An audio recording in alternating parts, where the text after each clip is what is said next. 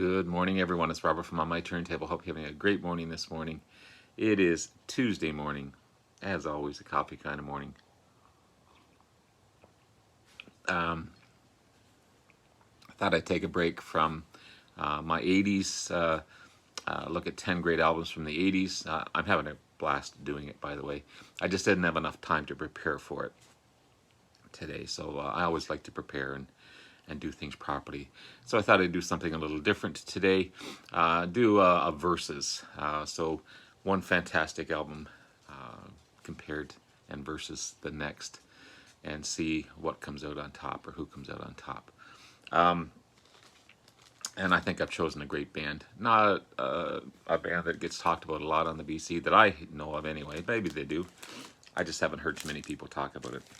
Before I get into everything, though, please hit the like and subscribe button below. Thank you to all that have liked and subscribed so far. I greatly appreciate it. Want to continue to put great content out there to be informative and to show you guys some great bands and artists that I have in my collection. It's because of you guys, your likes, your subscriptions, your wonderful, wonderful comments that keep me going, keep me motivated to do this kind of thing, and I greatly appreciate it. Thank you so much. So I already had this album, one of my favorites, Rocks. Fantastic, fantastic album.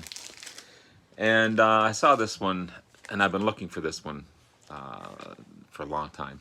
I always found CD versions of it, and they were all beat up. And so I found a vinyl version of Toys yesterday. I kept the hype sticker inside. It's remastered from the original source tapes. And on 180 gram vinyl. It's on the Columbia label as well. Sounds fantastic. It's clean, obviously being brand new. And another classic album. So I thought I'd do a comparison because there's camps out there that, Rocks is their favorite, Toys is their favorite.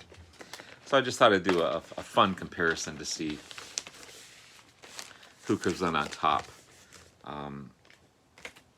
Could end up in a tie. Could end up in one blowing the other one out of the water. I don't know yet till I show you. So as far as Toys, Toys in the Attic, third album by the band, two big singles off of it, Sweet Emotions and Walk This Way, 1975 release. Their first two albums were fantastic. And with Toys, they're just coming into their own. Their most commercially successful album, selling over 8 million copies, which is outstanding. In 2003, it was ranked 228 on the Rolling Stones' best 500 albums of all time. Again, their first and second albums were really, really good and made up of songs that they'd played for years. So with Toys, they started fresh. New ideas, everyone contributed, and it became basically their breakthrough album, where they became famous and known. With Rocks, fourth album, released in May 76. Again, continuing on the success of Toys in the Attic, sorry. One of the most rawest albums. Some dark songs on there for sure. Ranked 366 out of 500 greatest albums of all time in 2020. So both well-deserving albums. They're just fantastic, fantastic albums. Aerosmith, in their early years, just rocked it out. Of course, as they became more successful, they became more ballady, just like any big bands that I think they geared toward the record labels rather than their own likings. But again, beyond that, we're talking about these two albums here.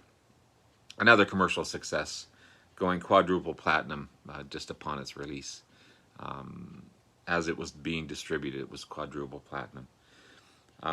Again, many consider this their best album by fans and critics, and myself. But I love Toys as well. Everyone's playing at their best. Each band member contributed to the success and the sound of the album, as far as the writing and the building of the songs. Brad Whitford and Tom Hamilton, they were big contributors to both albums. Both amazing artists in their own right. So it's going to be, it may be an interesting comparison. So both have 9 songs, which made it easy. I didn't have to outrank one album because there was more songs or less songs on it. So both had 9 songs. Similar in structure, believe it or not. Both starting off with a rocker, both ending with a ballad, which was kind of, I don't know if that was a formula, but that's how it happened on this one. So let's get at it and see what I come up with. It could be interesting. And again, this is just my opinion. You obviously, you all have your own opinion, and you know what you like, what you don't like. I think on any given day, either one could be the best album of the day. So again, Toys in the Attic against Back in the Saddle.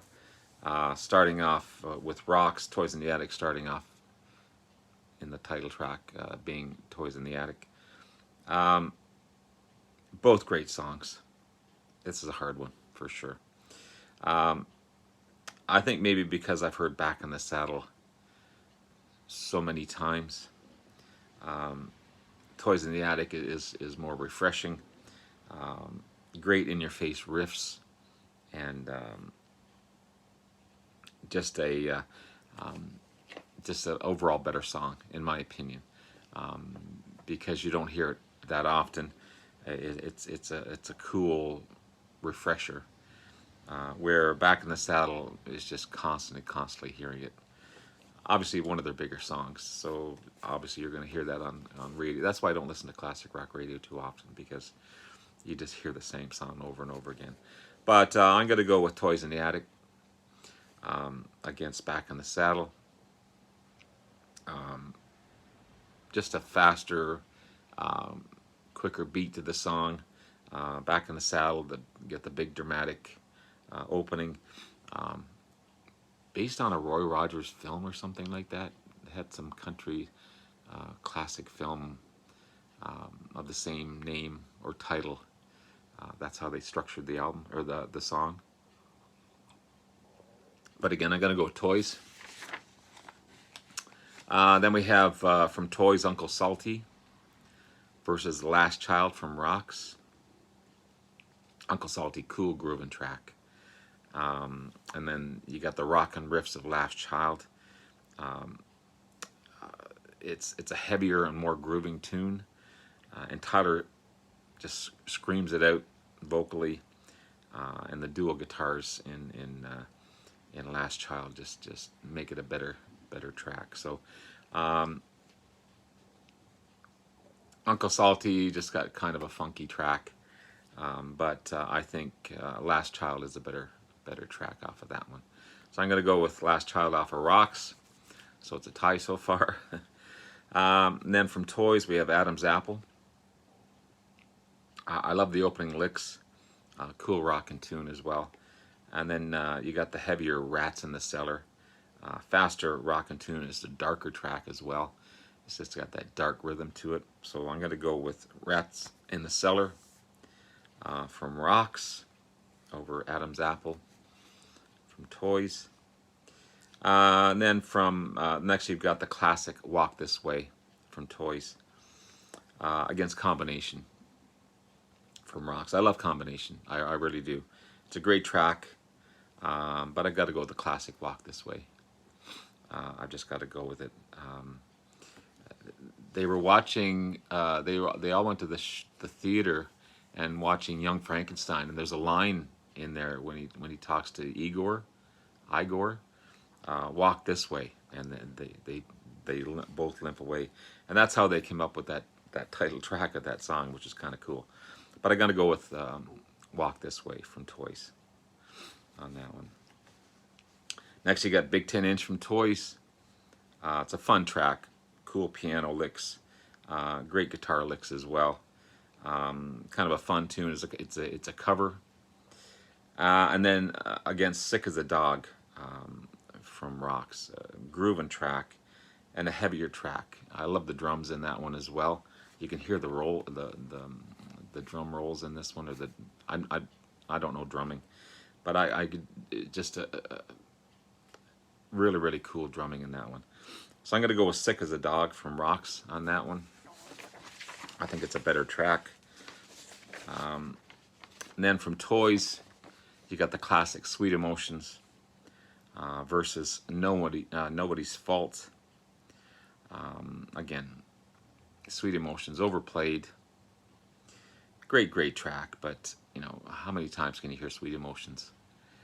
I'm going to go with Nobody's Fault.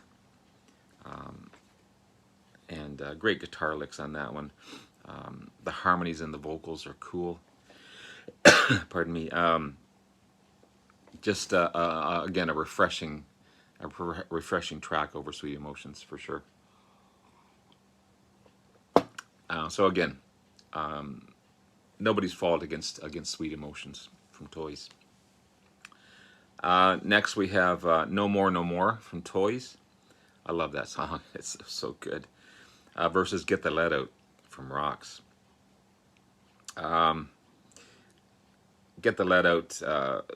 It's a cool bluesy kind of track, which is really neat. But No More No More is the better track, I feel, because it's better riffs. I love the breaks in there. I love the breaks during the chorus, and just a better song all around. So No More No More from Toys wins out on that one. And then we've got Round and Round from Toys. Dark and broody, slow, cool, echoey vocals from Tyler against Lickin' a Promise. Great rock and roll song. Again, great grooves. But I'd have to go with Round and Round from Toys on that one. So I think so far, I think it might be a tie. It might be a tie. 1, 2, 3, 4 on Toys. And 1, 2, 3, 4 from Rocks. So it's a tie so far. I didn't plan it this way. It's just how it worked out. So finally, the last 2 tracks on both albums. You've got See Me Crying. Wonderful ballad from Toys. Steven Tyler sings his heart out on this one. It feels like a personal type of song. And against Home Tonight from Rocks, another ballad track, almost a lullaby off of that one. You can hear the cracks in Steven Tyler's vocals when he plays that, when he sings that. Sorry, and the guitar leads throughout are just wonderful. This is a hard one. Again, it's going to be a tiebreaker, but I'm going to declare it a tie. I love both albums. I really, really do. I really, really do. They're on their own. They're classic. Tomorrow could be a different decision, but definitely 2 of my favorite Aerosmith albums. I hope this was fun for you guys. It's a cool comparison of 2 fantastic albums. Aerosmith at their best, I feel. They were still drug-ridden, but they put out amazing tunes. Some fillers, some songs that were just outstanding. It would have been a cool idea to put this as a double album. But yeah, fantastic. So Rocks versus Toys. I gave it a tie. put in the comments below what you guys feel. If you agree, disagree, that's cool. I think it was a fair comparison. Maybe I'm wrong. Again, it could be just the day, the way the weather is. But overall, two fantastic albums. So hope it was a lot of fun for you guys. Take care. Love you all. We'll talk to you again soon. Bye now.